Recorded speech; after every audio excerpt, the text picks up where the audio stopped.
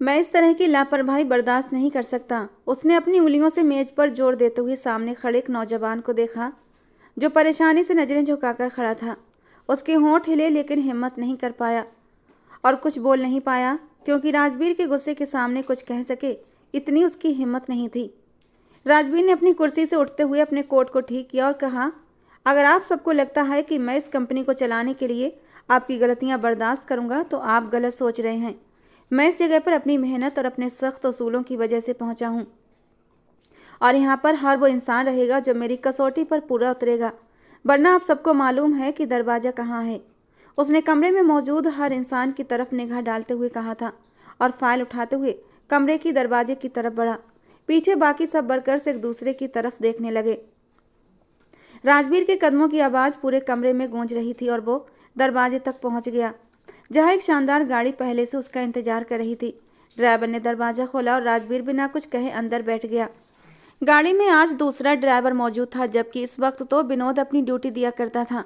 राजवीर का मूड हर उस बात से ख़राब हो जाता जो अपने वक्त और आदत के खिलाफ हो, इसीलिए उसे इस वक्त ड्यूटी पर मौजूद नया ड्राइवर, जिसका नाम ब्रिजेश था, उसको देखकर उसे फिर से गुस्सा आया था। कड़क आवाज़ में कहा, तुम यहाँ क्या कर रहे हो और विनोद कहाँ है? जानते हो ना, मुझे हर कोई अपनी जगह पर और वक्त पर चाहिए होता है। ड्राइवर ने डरते हुए जवाब दिया, सर वो आज सुबह ही खबर मिली कि विनोद इस दुनिया से चला गया है। राजवीर को जैसे ही खबर मिली कि विनोद, उसका पुराना और बहुत ही भरोसेमंद ड्राइवर, इस दुनिया से चला गया तो एक लम्हे के लिए गहरी सांस ली थी और खुद को संभालने की कोशिश की, लेकिन ये सदमा उसके चेहरे से साफ जाहिर हो रहा था। उसके माथे के बल और आंखों की सख्ती उसके अंदर उठते तूफान को जाहिर कर रही थी। उसने गाड़ी में बैठे ड्राइवर को एक कड़क आवाज़ में कहा, यह खबर मुझे पहले क्यों नहीं दी गई? ड्राइवर की आवाज़ कांप रही थी। उसने सफाई दी कि सर, आप मीटिंग में बिजी थे और काफ़ी गुस्से में थे, इसलिए शायद किसी को आपको बताने की हिम्मत नहीं हुई। राजवीर ने एक पल के लिए उसे सख्त नज़रों से घूरा और फिर हाथ के इशारे से कहा कि गाड़ी विनोद के घर की तरफ ले चलो। ड्राइवर ने हैरत से उसे देखा, जैसे यकीन न हो कि इतना कीमती वक्त जो लाखों के सौदे का और बिजनेस के मामले के लिए तय होता था, आज वो एक नौकर के अंतिम संस्कार पर जाने के लिए ख़राब कर रहा है। लेकिन ये राजवीर की पर्सनैलिटी का दूसरा ही पहलू था, जो उसके उसूल और इंसानियत के बीच बैलेंस बनाए रखता था। गाड़ी खामोशी से सड़क पर दौड़ रही थी और राजवीर की आंखें बाहर के मंजर पर टिकी हुई थीं, लेकिन उसका दिमाग पीछे की यादों में उलझा हुआ था। राजवीर की जिंदगी हमेशा एक तन्हाई का शिकार रही थी और वो इस दुनिया में अपनी दादी के सिवा किसी को अपना नहीं कह सकता था। उसके माँ बाप एक हादसे में उस वक्त दुनिया से चले गए जब वो सिर्फ 5 साल का था। उसकी दादी ने ही उसे पाला था। उस वक्त गरीबी के साए उन पर छाए हुए थे, लेकिन उसकी दादी ने हौसला नहीं हारा। राजवीर ने बहुत जल्दी समझ लिया कि अगर उसे इस दुनिया में अपनी जगह बनानी है तो उसे अपने कदमों पर खड़ा होना होगा। उसने दिल लगाकर पढ़ाई की और कामयाबी हासिल की और अपनी जहानत और मेहनत के बलबूते पर कारोबारी दुनिया में कदम रखा और फिर पीछे मुड़कर नहीं देखा। उसने खुद अपनी मेहनत से अपनी तकदीर लिखी थी, लेकिन इस सारी शान शौकत के बावजूद वो अपनी ज़िंदगी में एक अजीब सी कमी महसूस करता था, जिसे वो कभी किसी को बता नहीं सका था। जैसे ही राजवीर की गाड़ी विनोद के छोटे से घर के करीब आकर रुकी, बाहर कदम रखते ही उसके कान में औरतों के रोने चीखने की आवाज़ें गूंजने लगीं, जो दिल को अजीब सा बोझल कर रही थीं। घर की दीवारों से लिपटा गम और बेबसी के साए उसे एहसास दिलाने के लिए काफ़ी थे कि यहाँ कुछ बहुत कीमती खो दिया गया है। राजवीर ने अपने आसपास के माहौल को देखा, जहाँ ज़मीन पर बैठी औरतें सर झुकाए आंसू पोंछती उदास थीं, तो एक दो औरत जो विनोद की करीबी रिश्तेदार थीं चीख चीख कर रो रही थीं। राजवीर के दिल में ये सोच उभरी कि विनोद जैसा वफादार इंसान इन सब के लिए भी कितना कीमती रहा होगा। लेकिन इस सब के बीच एक अलग सा मंजर भी था जिसने उसका ध्यान अपनी तरफ खींचा था। एक कमज़ोर सी लड़की जिसकी उम्र शायद 18 या 19 साल होगी, ज़मीन पर घुटनों के बल बैठी थी और उसका वजूद बेबसी की तस्वीर था। वो अपनी आंखों को लगातार दुपट्टे से पोंछने की कोशिश कर रही थी, लेकिन उसके चेहरे पर सिर्फ गम नहीं बल्कि किसी डर और बेबसी का इजहार भी था। उसकी सौतेली माँ, जो अपने ऊपर लाचार बनने का नकाब डाले हुए थी, हर थोड़ी देर बाद उसे झिड़कती और सबके सामने कहती, ये मनहूस लड़की है, यही मेरे पति को खा गई, निकालो इसे मेरी आंखों के सामने से। वो लड़की अपने बाप की मौत के सदमे से निकल भी नहीं पाई थी और अब ये लगातार इल्ज़ाम उसके दिल पर छुरी की तरह चल रहे थे। राजवीर ने ये देखा तो उसके कदम पल भर को रुके। उसकी सौतेली माँ की आवाज़, जो पूरे घर के इस गम भरे माहौल के बीच सुनाई दे रही थी, उन औरतों के रोने और बैन करने से ज़्यादा तेज थी। यही है वो मनहूस जिसकी वजह से मेरा पति मर गया। राजवीर ने देखा कि लड़की ने अपनी आंखें बंद करके इन कड़वे शब्दों को बर्दाश्त करने की कोशिश की, लेकिन उसकी कांपती उंगलियां उसके अंदर के तूफान को बयां कर रही थीं। राजवीर, जो इस वक्त विनोद की मौत का दुख जताने आया था, अचानक इस मंजर से खुद को जकड़ता महसूस किया। लड़की की हालत और उसका कमजोर वजूद, उसके आसपास मौजूद बेहसी का आलम उसके दिल में ऐसा कुछ कर गया जो वो शब्दों में बता नहीं सकता था। उसको उस लड़की की बेबसी के सामने बाकी हर चीज़ बेमतलब लगने लगी। राजवीर ने एक गहरी सांस ली और फिर आगे बढ़कर उस लड़की के पास जाकर खड़ा हुआ। फिर उसकी सौतेली माँ की आवाज़ अचानक रुकी। उस लड़की ने दुपट्टे से अपनी आंखों को पोंछकर नज़र उठाकर सामने खड़े राजवीर की तरफ देखा। राजवीर के दिल में एक पल के लिए हमदर्दी की लहर उठी, लेकिन वो एक पल के लिए चौंका था। ये आंखें, उसका दिल तेजी से धड़का। गहरी कांच सी आंखें जो रोने की वजह से लाल हो रही थीं। ये आंखें उसे जानी पहचानी सी लगीं, लेकिन उसने अपना सर झटका। उसके चेहरे पर हमेशा की तरह एक सख्ती थी। ये लड़की मेरे साथ जाएगी, राजवीर ने उसकी सौतेली माँ को सर्द अंदाज में कहा और लड़की के पत्थर वजूद को अपनी पकड़ में लेते हुए उसे सहारा दिया। वहाँ मौजूद औरतों की सरगोशियाँ और सौतेली माँ की घबराहट साफ दिखाई दी, लेकिन राजवीर के सामने कोई कुछ कहने की हिम्मत नहीं कर सकता था। राजवीर ने अपने अंदर उठते बेचैनी के तूफान को दबाने की कोशिश करते हुए ड्राइवर को हुक्म दिया कि लड़की को गाड़ी में बिठाओ। ड्राइवर ने जल्दी से उस लड़की को सहारा देते हुए गाड़ी में ले जाकर बिठा दिया। वो लड़की, जिसका नाम कोमल था, वो कुछ भी नहीं बोली थी, जैसे उसके सोचने समझने की सुध-बुध खो चुकी हो। वो खामोशी से गाड़ी में बैठ गई और सीट पर टेक लगा दी। कुछ पल के लिए उसकी आंखों में छुपे खौफ और थकान के साए साफ महसूस हुए। राजवीर ने विनोद के घर में मौजूद लोगों पर एक आखिरी नज़र डाली, जहां गमगीन चेहरों के पीछे सर्द मेहरी की झलक थी। वो जानता था यहाँ कोमल के लिए कुछ भी नहीं, और ना ही कोई ऐसी जगह थी जो उसे उसकी तकलीफ़ों से छुटकारा दे सके। धीरे कदमों से वो अपनी गाड़ी की तरफ बढ़ा और दरवाज़ा खोलकर अंदर बैठ गया। ड्राइवर ने गाड़ी स्टार्ट की और खामोशी से आगे बढ़े। राजवीर ने अचानक एक नज़र कोमल पर डाली, जिसने अपना सर सीट की बैक से टिकाया हुआ था। उसका चेहरा मासूमियत और बेबसी की तस्वीर था, लेकिन राजवीर के दिमाग में फिर से अजीब सा एहसास जागा, जैसे वो उससे पहले भी कहीं देख चुका हो, लेकिन ये ख्याल साफ ना हो सका। उसके लिए कोमल के बारे में सोचना मुमकिन न था, क्योंकि विनोद की मौत का दुख उसके दिल पर छाया हुआ था। वो खामोशी से गाड़ी के पीछे से बाहर देखता रहा और अपने ख्याल में गुम रहा। जैसे ही गाड़ी उसके शानदार बंगले के सामने रुकी तो उसने फ़ौरन अपनी खास वफादार नौकरानी को आवाज़ दी और उससे कहा, ये लड़की आज से यहीं रहेगी, इसका ख्याल रखा जाए और किसी तरह की कोई कमी या गलती बर्दाश्त नहीं की जाएगी। नौकरानी को हैरत हुई, लेकिन उसने फिर भी धीरे से सर हिला दिया और कोमल को अंदर ले गई। राजवीर ने एक बार भी पीछे मुड़कर नहीं देखा। वो जानता था उसने जो फैसला किया है वो सही है, लेकिन फिर भी उसके दिल में एक अजीब सी बेचैनी थी। वो अपने ऑफिस चला गया, लेकिन पूरा दिन किसी भी काम पर ध्यान न दे सका। हर बार जब भी वो किसी फाइल पर साइन करने की कोशिश करता तो उसकी आंखों के सामने कोमल का वो बेबस और उदास चेहरा आ जाता। विनोद की मौत की कड़वी हकीकत सामने आ जाती। शाम होते होते उसके दिल की हालत और भी ख़राब हो गई थी। उसने घर जाने की बजाय अपनी गाड़ी पार्क की तरफ मोड़ ली। ये पार्क हमेशा उसकी पनाहगाह रहा था, जहाँ वो अपनी उलझन और परेशानियों को कुछ देर के लिए भूल जाता था, क्योंकि वहाँ कुछ ऐसा था जो उसे सुकून देता था। उसने गाड़ी से उतरकर धीमे कदमों से पार्क के अंदर रास्ते पर चलना शुरू किया, जहाँ हल्की ठंडी हवा चल रही थी और परिंदों की आवाज़ माहौल को और भी खूबसूरत बना रही थी। लेकिन आज सुकून के बीच भी राजवीर के दिल को करार नहीं आ रहा था, क्योंकि सामने वाले पेड़ के नीचे की जगह बिल्कुल खाली थी, जैसे पेड़ भी उसके न होने से उदास हो। पता नहीं वो आज क्यों नहीं आई थी। राजवीर का दिल उसे देखने के लिए मचलने लगा।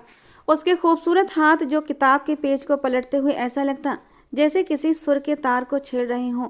काले मास्क के पीछे से झांकती उसकी खूबसूरत कांच जैसी आंखें जो राजवीर के दिल में एक अजीब सी कसक पैदा करती। वो उसी को तो देखने इस पार्क में आया करता था और उसके दिल को बेहद सुकून मिलता था, लेकिन आज वो नहीं थी। वो एक बेंच पर जाकर बैठ गया कि इस आस में शायद वो आ जाए। नौकरानी ने विनोद की बेटी कोमल को आराम से सर्वेंट क्वार्टर के एक कमरे में लिटा दिया, जहां वो गई और कई घंटे तक गहरी नींद में बेखबर पड़ी रही। शायद ये नींद उसके दिलो दिमाग पर गुजरने वाले दर्द का असर थी, लेकिन जैसे ही उसकी आँख खुली वो हकीकत की कड़वाहट का सामना न कर सकी और अचानक से सक कर रोने लगी। उसकी सिसकियाँ माहौल में गूंजने लगीं। वो अपने पापा को पुकार रही थी, पापा मुझे छोड़कर क्यों चले गए? इस भरी दुनिया में आपके अलावा मेरा कौन था? अगर जाना ही था तो मुझे भी अपने साथ लेकर जाते। उसके शब्दों में दुख, तन्हाई और बेबसी का ऐसा भाव था कि जो भी सुनता उसका दिल कांप जाता। ये आवाज़ दादी के कानों में भी पड़ी तो वो बेचैन हुई और नौकरों से पूछा कि ये कौन रो रहा है। नौकरों ने झिझकते हुए कहा कि वही लड़की जिसे आज राजवीर जी अपने साथ लाए हैं। ये विनोद ड्राइवर की बेटी है और विनोद के मरने के बाद बिल्कुल अकेली रह गई है। राजवीर जी ने हुक्म दिया है कि ये लड़की आज से यहीं रहेगी क्योंकि इसका इस दुनिया में कोई सहारा नहीं है। दादी ये सुनकर कुछ पलों के लिए गहरी सोच में पड़ गईं। विनोद ने अपनी ज़िंदगी हवेली और इस खानदान के लिए कुर्बान कर दी और दादी इस बात को कभी भुला नहीं सकती थीं। वो धीरे कदमों से सर्वेंट क्वार्टर की तरफ बढ़ीं। कमरे में देखा कोमल जमीन पर घुटनों में सर दिए बैठी थी और रो रही थी। दादी ने मोहब्बत और हमदर्दी के साथ उसके करीब जाकर धीरे से उसके सर पर हाथ रखा। कोमल ने कांपते हुए सर उठाया और दादी को देखा। दादी की आंखों में मोहब्बत थी। वो प्यार से बोली, बेटा, जिंदगी दुखों से भरी हुई है, लेकिन ये दुख हमें तोड़ने के लिए नहीं बल्कि हमें मजबूत करने के लिए आते हैं। और तुम्हारे पापा तो बहुत महान इंसान थे। उन्होंने अपनी पूरी ज़िंदगी बहुत ही मेहनत और वफादारी से अपना काम किया। उनके जाने का दुख बहुत बड़ा है, लेकिन याद रखो तुम अकेली नहीं हो। ये घर, ये लोग और हम सब तुम्हारे साथ हैं। दादी ने प्यार से कोमल के आंसू पोंछते हुए कहा, तुम्हारे पापा की सेवा का कर्ज हम पर है और उनका ये कर्ज हम तुम्हारी सुरक्षा और खुशियों के जरिए उतारेंगे। दादी की बातों में प्यार और सच्चाई थी कि कोमल के दिल को थोड़ा सुकून मिला। पहली बार लगा शायद उसके लिए भी ज़िंदगी में कोई रोशनी बाकी है और वो अकेली नहीं है। इस दुनिया में अभी भी कुछ लोग मौजूद हैं जो उसकी सुरक्षा कर सकते हैं। कुछ ही दिन के बाद वो हवेली की शान शौकत और यहाँ के सुकून से धीरे धीरे घुलने मिलने लगी। वो जानती थी ये दुनिया उसके बाप की कुर्बानियों का फल है और इसी सोच ने उसके दिल में इस घर के लोगों के लिए और भी मोहब्बत भर दी। वो धीरे धीरे सारे कामों में दिलचस्पी लेने लगी। कभी फूलों को पानी देती, कभी नौकरों के साथ मिलकर घर के छोटे मोटे काम करती, लेकिन सबसे ज़्यादा वो राजवीर की दादी के साथ वक्त गुजारती, जो उसके लिए अब माँ जैसी थी। दादी की मोहब्बत और प्यार उसके जख्मों पर मरहम रखते। एक दिन दादी कहने लगी, बेटा, तुम्हें यहाँ आए काफ़ी दिन हो गए हैं, बताओ कैसा लग रहा है। कोमल ने मुस्कुराकर कहा, दादी, यहाँ के सुकून और आपकी मोहब्बत ने मेरे दिल को बहुत खुशी दी है, लेकिन कभी कभी मुझे लगता है सब एक ख्वाब है। मैं उठूँगी तो सब खत्म हो जाएगा। दादी ने उसके सर पर हाथ रखा और बोली, जिंदगी के दुख और खुशियों के साथ जीना पड़ता है। तुमने जो दुख देखे हैं वो तुम्हारी हिम्मत और सब्र का इम्तिहान थे। अब वक्त है कि तुम अपनी ज़िंदगी में खुशियों को जगह दो और अपने ख्वाबों को पूरा करो। कोमल ने धीमी आवाज़ में कहा, दादी, मेरे पापा हमेशा आपकी तारीफ़ करते थे। वो कहते थे आप जैसी औरत ने उनकी ज़िंदगी को संवारा है और मैं भी आपकी सेवा करना चाहती हूँ। दादी ने मुस्कुराते हुए कहा, सेवा का मतलब सिर्फ काम करना नहीं होता, दिल से मोहब्बत और वफादारी दिखाना सबसे बड़ी सेवा है। तुम्हारा यहाँ होना ही मेरे लिए सबसे बड़ी खुशी है। दादी की बातों में अपनापन था कि कोमल धीरे धीरे अपने अतीत के दुखों से निकलने लगी। अभी वो दोनों बातें ही कर रहे थे कि तभी राजवीर अंदर आता दिखाई दिया। कोमल कई दिनों से इस घर में रह रही थी, लेकिन न जाने क्यों जैसे ही राजवीर हवेली में कदम रखता, कोमल के दिल की धड़कनें बढ़ जाती। वो फौरन खुद को छिपाने की फिक्र में लग जाती। उसके दिल में अनजाना सा डर और झिझक और बेचैनी पैदा हो जाती। आज भी ऐसा ही हुआ। जैसे ही कोमल ने राजवीर को अंदर आते देखा, उसने जल्दी से दुपट्टा सही किया और खामोशी से वहाँ से निकलने के लिए कदम बढ़ाए। दादी ने उसे जाते देखा और मोहब्बत भरे अंदाज में आवाज़ दी, अरे कोमल बेटा, रुको तो सही, राजवीर के लिए भी एक कप चाय बना दो। लेकिन कोमल जैसे किसी और ही दुनिया में थी। उसने दादी की बात सुनी अनसुनी की और जल्दी से सर्वेंट क्वार्टर की तरफ कदम बढ़ा दिए। राजवीर ने दादी की तरफ देखते हुए धीमी मुस्कान के साथ कहा, रहने दे दादी, इसे मत रोकें, वो पहले ही काफ़ी डरी हुई है। उसने नौकर को आवाज़ दी और उसे चाय लाने को कहा, फिर दादी के साथ बैठ गया।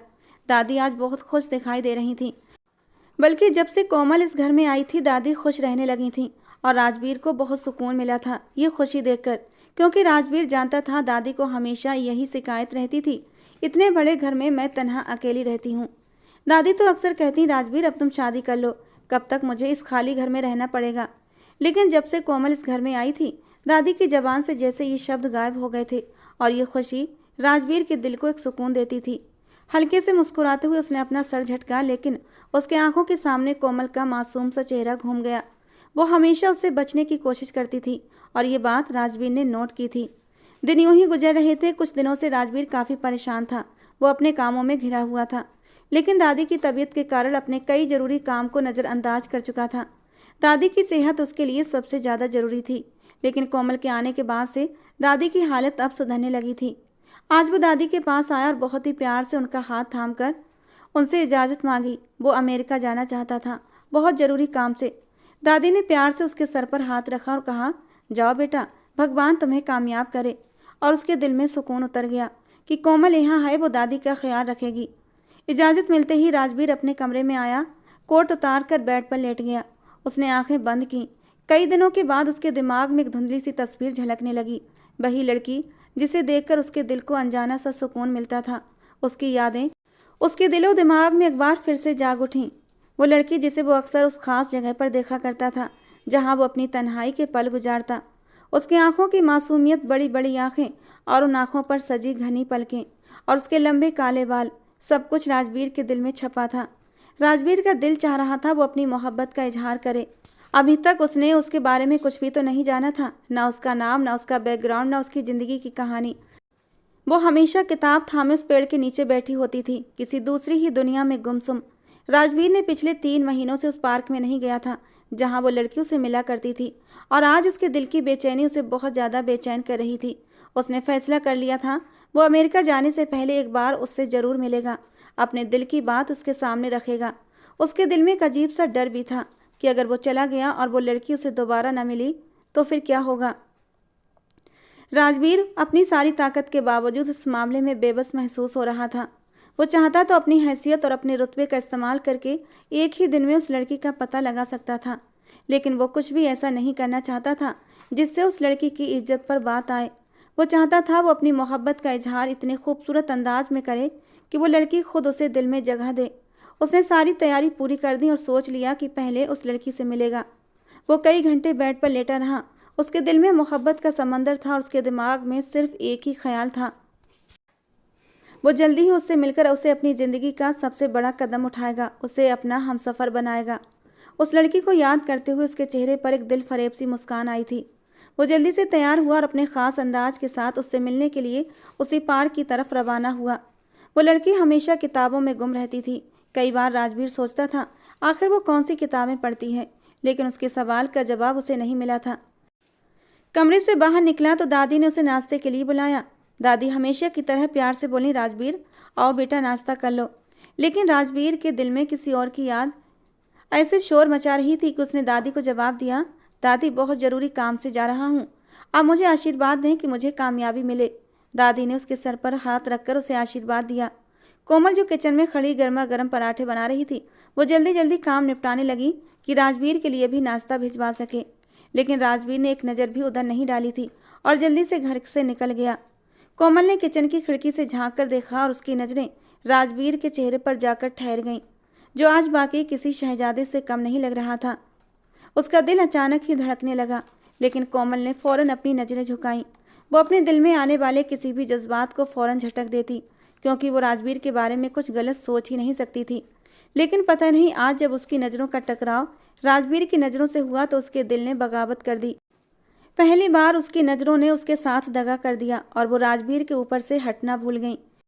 राजवीर तो उस पर बस एक नज़र डालकर चला गया था, जबकि वो दूर तक उसकी पीठ का पीछा करती रही। दूसरी तरफ राजवीर जो अपने ही ख्यालों में गुम था, वो कोमल की हर बात से बेखबर था और एक ऐसी मंजिल की तरफ बढ़ रहा था जो शायद उसकी ज़िंदगी को हमेशा के लिए बदल दे। राजवीर के दिल में अजीब सी बेचैनी थी जो हर गुजरते पल के साथ बढ़ती जा रही थी। पार्क में पहुंचते ही उसकी नज़रें उस खास जगह पर उठीं जहां वो खूबसूरत नाजुक सी लड़की हमेशा बैठी होती थी, किताबों में गुम, दुनिया के हर शोर गुल से बेखबर। मगर आज हवा में एक अजीब सा सुकून था। परिंदों की चहचहाहट तो थी, लेकिन दिल को तसल्ली नहीं दे रही थी। राजवीर का दिल अनजाने डर से धड़कने लगा। सुबह से दोपहर हो गई, दोपहर से शाम, लेकिन वो लड़की नहीं आई। आज राजवीर हर आहट पर चौंकता था, हर गुजरने वाले को गौर से देखता, मगर उसकी उम्मीदों का चिराग हर बार बुझने के करीब पहुंच जाता। उस जगह बार बार देखता जहां वो लड़की बैठती थी, मगर वो कहीं नज़र नहीं आ रही थी। वो शायद कल आएगी, शायद आज कोई मजबूरी हो। उसने अपने दिल को समझाया और फैसला किया वो अगले दिन भी यहाँ आएगा। अगले दिन भी वो उसी बेंच पर बैठा रहा, सुबह से शाम तक, मगर वो लड़की नहीं आई। राजवीर के दिल में मायूसी बढ़ने लगी। तीसरे दिन और चौथे दिन भी यही रहा। राजवीर की बेचैनी इतनी ज़्यादा बढ़ गई कि वो लोगों से पूछने लगा। हर किसी को उस लड़की का हुलिया बताता, उसकी किताबें पढ़ने की आदत, उसका ख़ास अंदाज। लेकिन उसे कोई जवाब न दे सका। कुछ लोगों ने कहा, हाँ हमने उसे देखा था, लेकिन पिछले कुछ दिनों से वो नहीं आ रही। ये सुनकर राजवीर को अपनी सारी उम्मीदें टूटती नजर आईं। वो मायूसी के आलम में घर आया। आज उसके चेहरे पर थकावट थी। उसके चाल में वो कॉन्फिडेंस नहीं था जो हमेशा उसकी पर्सनालिटी का हिस्सा था। दादी घर पर मौजूद नहीं थी। वो सीधा अपने कमरे में गया और दरवाज़ा बंद कर लिया और बेड पर गिर गया। उसकी आंखों में वो लड़की बार बार आती थी। उसकी मासूम आंखें, उसका अंदाज उसे अपने घेरे में लिए हुए था। उसने ज़िंदगी में पहली बार किसी को इतनी शिद्दत से चाहा था और वो कहीं गुम हो गई थी। राजवीर के दिल पर बोझ पड़ता जा रहा था। वो अपनी बेबसी और दर्द को सहने की कोशिश कर रहा था और जब दर्द हद से बढ़ गया तो उसकी आंखों से आंसू बहने लगे। उसके आंसू फरियाद कर रहे थे, अपने महबूब को देखने की फरियाद। आज उसके बर्दाश्त की सारी हदें ख़त्म हो गईं। कोमल जो उससे चाय का पूछने आई थी, कमरे के दरवाजे पर ही रुक गई।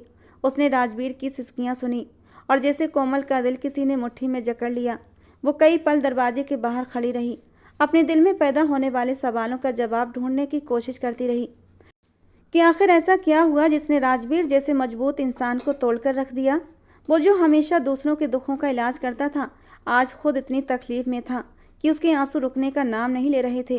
कोमल के दिल में जैसे कोई बोझ था। वो चाहती थी दरवाज़ा खटखटाए, उससे पूछे, उसका दर्द बांटे, लेकिन उसे अपनी हैसियत का एहसास था जो उसके उठते कदमों को रोक देता। वो खुद को समझाती कि वो सिर्फ एक नौकरानी है, इस घर में सिर्फ अपने बाप की मौत के बाद पनाह लेने आई है और इससे ज़्यादा कुछ नहीं। लेकिन वो अपने दिल का क्या करती जो राजवीर के आंसुओं के साथ पिघलता जा रहा था। वो काफ़ी देर तक अपने अंदर हिम्मत जुटाने की कोशिश करती रही और आखिरकार कांपते हाथों से दरवाजे पर दस्तक दी। दिल जोर जोर से धड़क रहा था। अंदर से कदमों की आवाज़ सुनाई दी और दरवाज़ा खुला। राजवीर अपनी लाल और नम आंखों के साथ दरवाजे पर खड़ा था। उसके चेहरे पर बेइंतहा गुस्सा और मायूसी थी और कोमल का झुका हुआ सर और कांपते हुए हाथ उसके बर्दाश्त को आजमा रहे थे। वो अपनी तन्हाई में दखलंदाजी बर्दाश्त नहीं कर सकता था। कोमल को देखते ही उसने सख्त अंदाज में कहा, तुम यहाँ क्या कर रही हो? क्या तुम्हें कोई और काम नहीं? क्या तुम्हें नहीं पता मेरी तन्हाई की क्या कीमत है? तुम किसकी इजाज़त से मेरे कमरे में इस वक्त आई हो? तुम्हारी ये हिम्मत कैसे हुई कि तुम मेरे दरवाजे पर आओ और मेरे कीमती वक्त को बर्बाद करने की कोशिश करो? राजवीर की सख्त आवाज़ उसके दिल पर तीर की तरह लगी। वो सर झुकाए खामोशी से खड़ी रही। उसकी आंखों में आंसू भर गए, लेकिन उसने अपने जज्बात को काबू में रखा। तुम लोगों को लगता है कि मैं एक मशीन हूँ जिसे किसी चीज़ की फिक्र नहीं, जिसके दिल में कोई दर्द या दुख नहीं। तुम्हें क्या मालूम कि मैं किन हालातों से गुजर रहा हूँ? क्या तुम जानती हो मैं किस दर्द में हूँ? क्या तुम समझ सकती हो मेरे दिल पर क्या गुजर रही है? अगर आइंदा तुमने मेरी तन्हाई में दखल देने की कोशिश की तो मैं इसके लिए तुम्हें कभी माफ़ नहीं करूँगा। राजवीर की आवाज़ गुस्से और तकलीफ से कांप रही थी और कोमल का दिल जैसे किसी ने मुट्ठी में ले लिया हो। उसने धीरे से कहा कि मैं तो देखना चाहती थी आपने कुछ खाया या नहीं। आपकी तबीयत ठीक तो है ना? राजवीर ने गुस्से से कहा, मुझे किसी की फिक्र या हमदर्दी की ज़रूरत नहीं, ख़ास तौर पर तुम्हारी। अब जाओ यहाँ से। कोमल की आंखों से आंसू गिरने लगे, लेकिन उसने कोई जवाब नहीं दिया। वो खामोशी से मुड़ गई और अपनी जगह पर जाकर बैठ गई, दिल में एक अजीब सी तकलीफ के साथ। राजवीर ने दरवाज़ा बंद किया और बिस्तर पर गिर गया, लेकिन उसके दिल में कसक थी, जैसे उसने कोमल के साथ अच्छा नहीं किया। कोमल को अपनी गलती का एहसास हुआ। उसके दिल में पछतावे का एक समंदर था कि उसने क्यों राजवीर के कमरे का दरवाज़ा खटखटाया और उसको डिस्टर्ब कर दिया। वो अपने आप पर खुद शर्मिंदा थी और दिल ही दिल में खुद को कोस भी रही थी। लेकिन इससे कहीं ज़्यादा उसे इस बात की तकलीफ थी कि राजवीर जैसे मजबूत इंसान को किस बात ने इतना बेहाल और मजबूर कर दिया था कि वो रो रहा था। दादी भी घर पर मौजूद नहीं थी जो राजवीर का ख्याल रखती, उसे तसल्ली देती। कोमल ने पूरी रात बेचैनी से काटी और उसकी आंख न लग सकी। सुबह राजवीर अपने कमरे से निकला तो उसके चेहरे पर गहरी खामोशी थी। वो अमेरिका जाने की तैयारी के साथ आया। राजवीर ने घर में किसी से कोई बात न की और दादी के पैरों को छूकर खामोशी से घर से निकल गया। कोमल दादी को बताना चाहती थी कि गुजरी रात राजवीर किसी बात पर रो रहा था, लेकिन उसे डर था कहीं राजवीर को ये बात बुरी न लग जाए, क्योंकि वो पहले ही राजवीर का गुस्सा एक बार सह चुकी थी और दोबारा सहना नहीं चाहती थी। राजवीर के जाने के बाद पूरे घर में एक उदासी का सा माहौल था। दादी भी उदास थी, कोमल का दिल भी नहीं लग रहा था। हर पल उसे राजवीर का इंतजार होता, हर आहट पर लगता जैसे राजवीर आया है। कोमल अपनी से पूरी कोशिश कर रही थी कि दादी का दिल बहला सके। राजवीर को गए पूरा हफ्ता बीत चुका था और इधर दादी की तबीयत खराब हो गई। लाख कोशिशों के बावजूद भी दादी की हालत दिन ब दिन खराब होती जा रही थी। वो हमेशा खामोश रहती, आंखों में हमेशा एक गहरी बेचैनी होती। रातों को देर तक जागना, भगवान को याद करना और फिर थक कर खामोश बैठ जाना उनके रूटीन का हिस्सा बन चुका था। दादी की ये बेचैनी और खामोशी कोमल के दिल को भी तोड़ने लगी थी। एक रात अचानक दादी की तबीयत खराब होने लगी। उनका शरीर बुखार से तप रहा था और वो बेचैन होकर लगातार बिस्तर पर करवटें बदल रही थी। कोमल ने डॉक्टर को बुलाया। 2 डॉक्टर उनके पास मौजूद थे, लेकिन दादी की हालत में कोई बदलाव नहीं आ रहा था। उनके माथे पर पसीने की बूंदें चमकने लगीं और वो बेहोशी की हालत में जाने लगी। कोमल की घबराहट बढ़ी और वो पूरी रात यही सिलसिला चलता रहा। नौकरों के चेहरे पर भी डर और परेशानी थी। कोमल ने लाख कोशिश की कि दादी को होश में लाया जा सके, लेकिन कोई उपाय कारगर न हो सका। आखिरकार कोमल ने हिम्मत करते हुए राजवीर को कॉल करने का फैसला किया।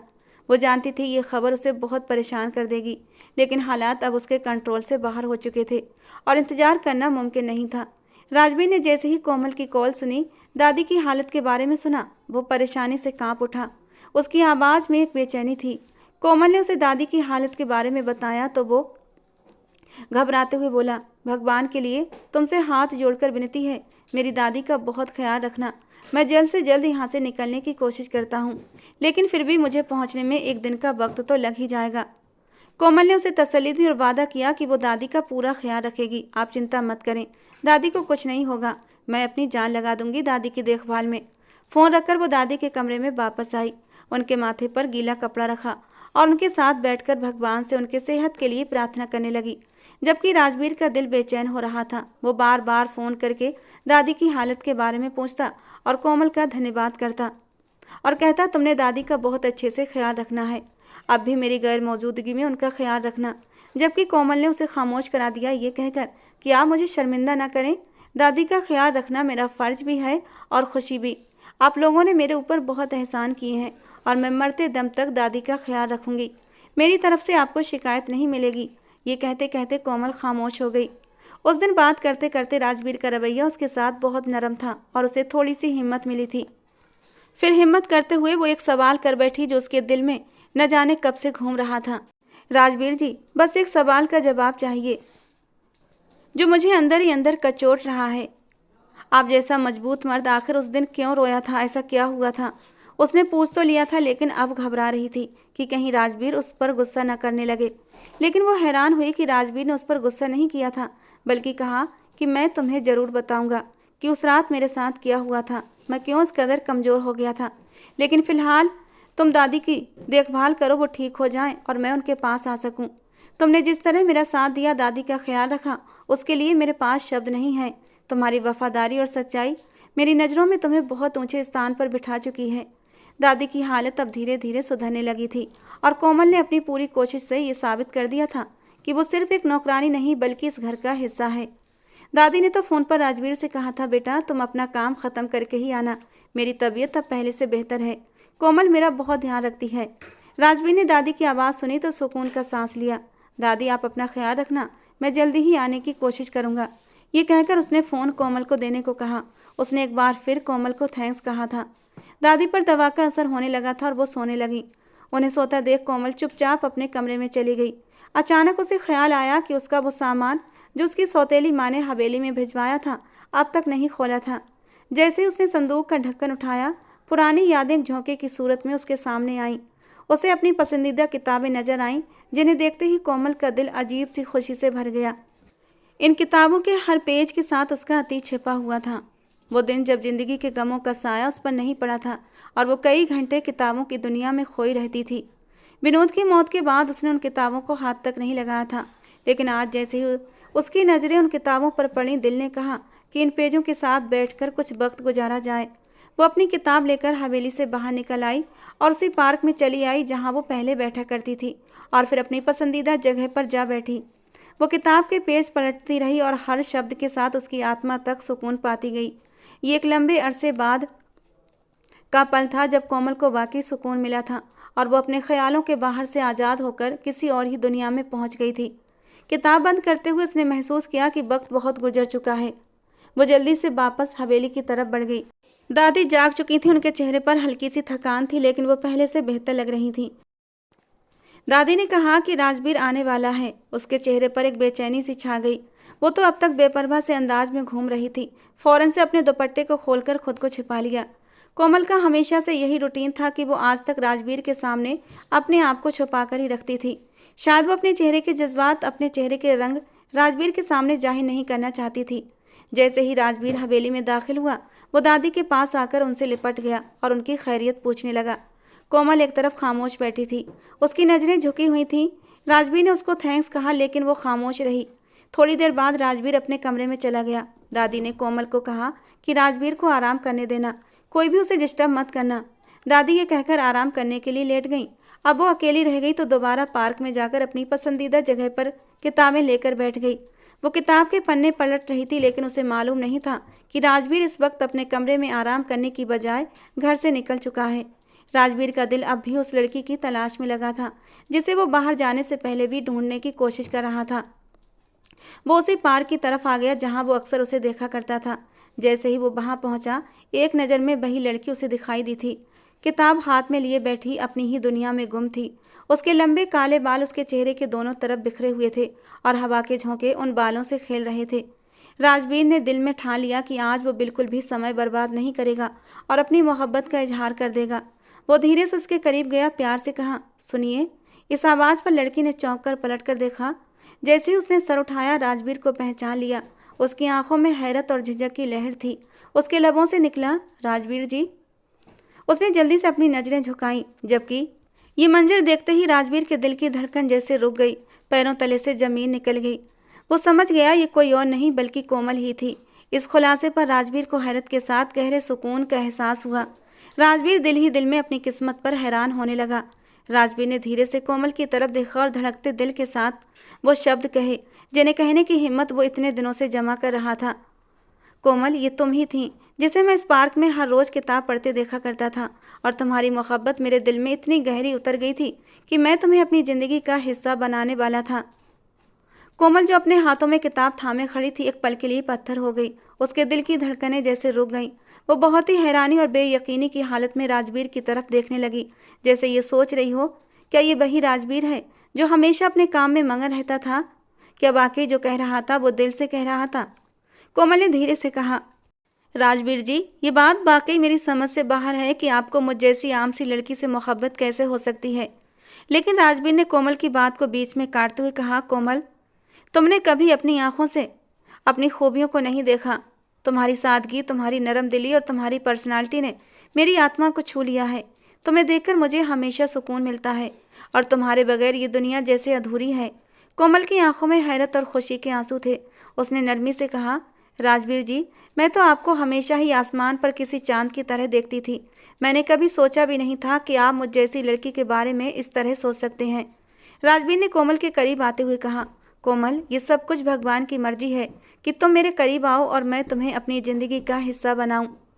जब मैं इस पार्क में तुम्हें किताब पढ़ते देखता था तो तुम्हारे चेहरे की मासूमियत और तुम्हारी सादगी ने मेरे दिल को छू लिया था। लेकिन पहले मैंने कभी तुम्हारे करीब आने की हिम्मत नहीं की। फिर तुम्हारे पापा के मरने के बाद मैंने भी अपने कामों में उलझ गया था। लेकिन जब तुम मेरी हवेली में आई तो मेरी ज़िंदगी जैसे फिर से बदल गई। लेकिन मैं तुम्हें पहचान नहीं सका, क्योंकि मैं हमेशा अपनी नज़रों को झुकाए रखता था, क्योंकि मेरे दिल में तो किसी और की ही मोहब्बत जगमगा रही थी। तो मैं किसी और लड़की की तरफ देखना भी गुनाह समझता था। मैं सिर्फ तुम्हें अपनी मोहब्बत के रूप में पहचानता था, और ये पहचान इतनी गहरी थी कि तुम्हारा वजूद मेरे दिल में अपनी जगह बना चुका था। कोमल ने सर झुकाते हुए नरमी से कहा, राजवीर जी, मैं भी आपकी मोहब्बत को दिल के किसी कोने में छुपाए हुए हूँ, लेकिन अपनी ज़बान से ये बात कहने की हिम्मत नहीं कर सकती थी। राजवीर ने कोमल का हाथ थामते हुए कहा, कोमल, मैं बहुत वक्त बर्बाद कर चुका हूँ, लेकिन अब मैं चाहता हूँ ये वक्त हमारी खुशियों में बदले और मैं तुम्हें अपने दिल की गहराइयों से अपनी ज़िंदगी का हिस्सा बनाऊँ। राजवीर ने कोमल का हाथ मजबूती से थामा और उसे अपने साथ हवेली ले आया, जहाँ दादी अपने कमरे में आराम कर रही थीं। दादी ने जैसे ही राजवीर और कोमल को एक साथ देखा, उनके चेहरे पर एक खुशी छा गई, उनकी आंखों में चमक आ गई। राजवीर ने दादी के करीब बैठकर उनसे कहा, दादी, मैं कोमल से शादी करना चाहता हूँ। ये सुनते ही दादी की आंखों में खुशी के आंसू आ गए। वो कब से ये ख्वाहिश रखती थी कि कोमल उनकी बहू बने, राजवीर की बीवी बने, लेकिन कभी राजवीर से कहने की हिम्मत नहीं कर पाती थी। लेकिन आज जब राजवीर ने खुद ही कह दिया तो जैसे उनके मन की मुराद पूरी हो गई, उन्होंने इशारे से दोनों को पास बुलाया और दोनों के सर पर हाथ रखकर उन्हें आशीर्वाद दिया कि हमेशा खुश रहो। दादी की आंखों में खुशी के आंसू थे, जबकि कोमल ने मुस्कुराते हुए राजवीर की तरफ देखा और दिल ही दिल में भगवान का धन्यवाद किया कि उसने राजवीर जैसा हमसफर उसके नसीब में लिख दिया था। दोस्तों, आज की कहानी कैसी लगी कमेंट बॉक्स में ज़रूर बताना। पसंद आई हो तो प्लीज़ लाइक करना।